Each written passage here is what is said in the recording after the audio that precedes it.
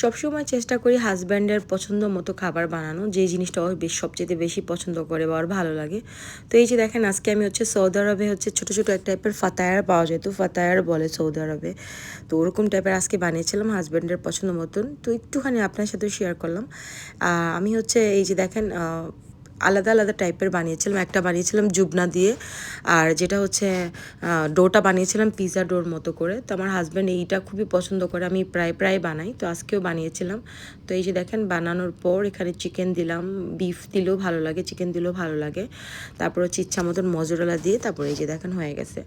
আমি অবশ্য এটা বানিয়েছিলাম মানে ইফতারের পরেই বের করেছিলাম। আর এই যে দেখেন কত সুন্দর পারফেক্ট হয়েছে, দেখতে যেমন ইয়ামি ছিল, খেতেও কিন্তু খুবই ইয়ামি ছিল। আমার হাজব্যান্ড খুবই পছন্দ করছে।